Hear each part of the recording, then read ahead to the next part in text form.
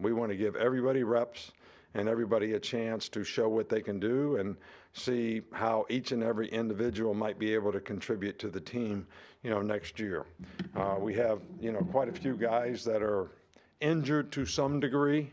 Probably Deontay Lawson and Dallas Turner are two guys that are probably out of the spring completely. Both guys have had surgeries. Shouldn't be any issues for them moving forward, but they're probably out for the entire spring. Roydell Williams and Devontae Smith, both are recovering from injuries, but will probably be able to return, at some point during spring practice. And then Robbie Oots, Jamarian Latham, and Justin Aboigbe will be able to do certain things in practice, but they will be limited to some of the things that they can and can't do, and probably won't be able to have full contact or be involved in a scrimmage, at all, this year. Tony Mitchell has been suspended from the team and all team activities until we gather more information about the situation and what his legal circumstance is. And, guys, everybody's got an opportunity to make choices and decisions. There's no such thing in being at the wrong place at the wrong time. You got to be responsible for who you're with, who you're around, and what you do, who you associate yourself with, and the situations that you put yourself in. So it is what it is, but there is, cause and effect when you make, choices and decisions that put you in bad situations. So any questions? Start with Charlie. Yeah, Coach, just regarding your defensive coaching staff, with Charles Kelly moving on, is it a situation where Travaris Robinson just coaches the entire DBs? Is that, how do you see that playing out? Yeah, well, T-Rob has been here for a year. I think he's a really good coach. He's been a coordinator before. I think he's very capable. So Kevin Steele is going to walk around, basically. So we have an inside backer coach, an outside backer coach, a D-line coach, and a secondary coach. And then you got me walking around, and I don't know what exactly I contribute, but I'll be out there walking around doing something. And they're still trying to find something I can do, but I'm going to try to do something. And but that's really kind of how we're organized. Chase? What kind of opportunity is this spring for Kool-Aid McKinstry and Malachi Moore as the most experienced guys in the secondary?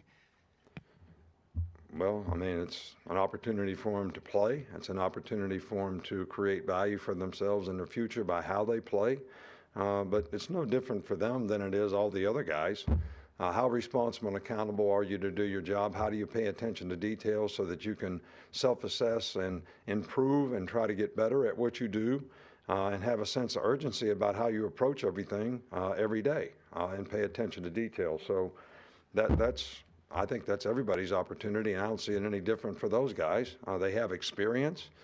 Experience probably matters. Their leadership probably matters, and how it helps other players around them develop.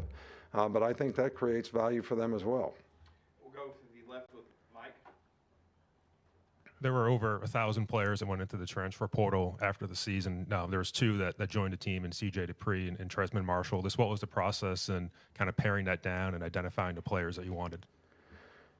Well, what we've tried to do when it comes to the portal is look at guys that we think can make an immediate impact on our team. We have always tried to build our team with good recruiting of good young players who sort of fit the culture of what we want to do.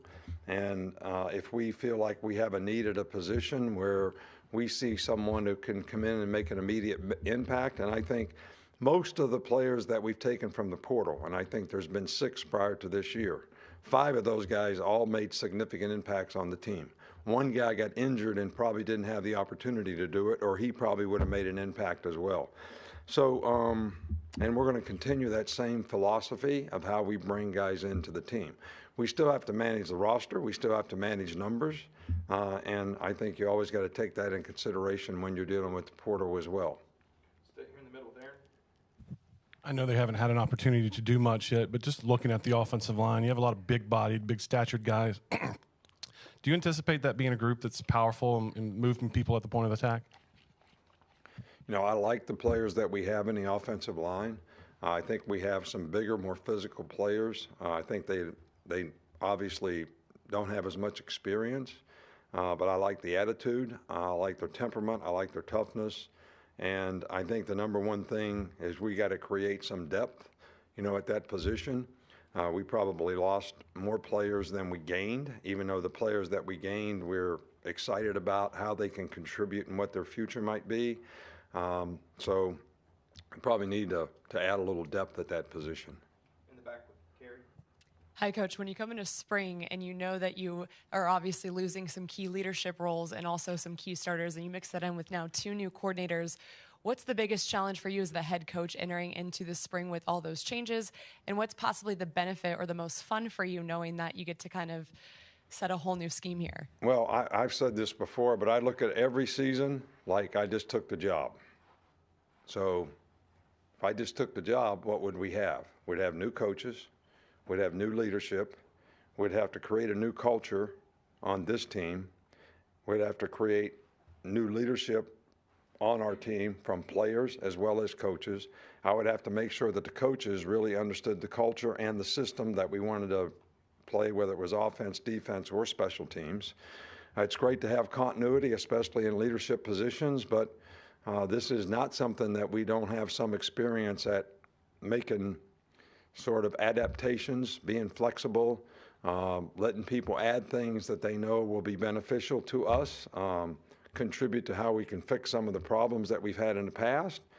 New energy and new enthusiasm is always helpful. So that's what we're basically going to try to do with the new people that we have. And hopefully we'll have some players that step up and become leaders.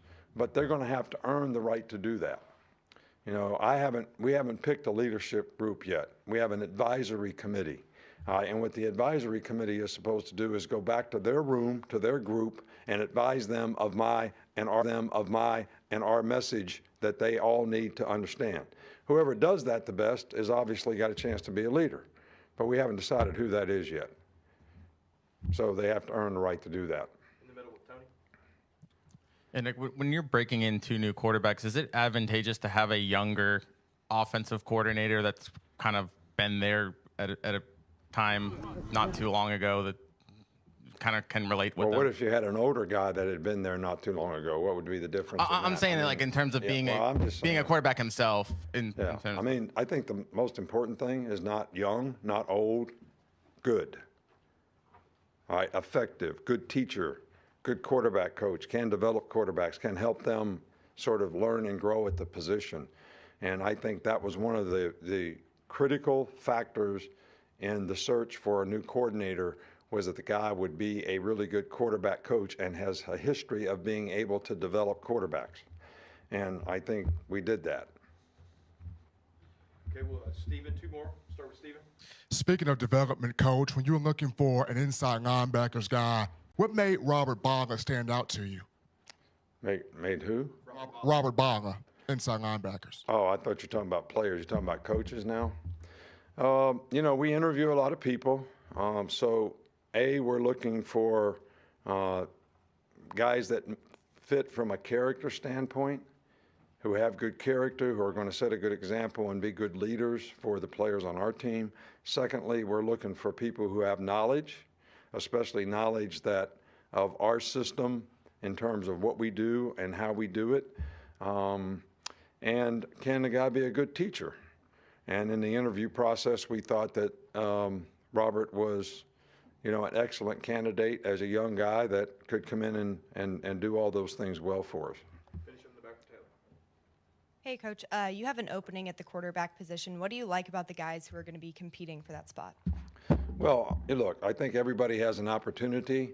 None of the guys have a significant amount of experience. I think Jalen played, 1 game, half a game where he really had to play the game, and he made a lot of plays. He made plays in a different way than Bryce made plays.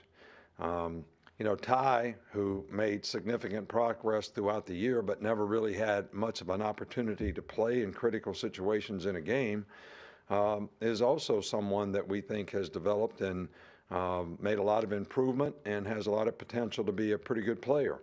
And then we got 2 young freshmen that, they probably have a long way to go, but they're eager to learn. and they're eager to try to improve and get a better understanding of what we need to do. But development at that position is really going to be a critical thing for our team this year because I like the players that we have around them. All right, Coach, thank you. All right, thank you.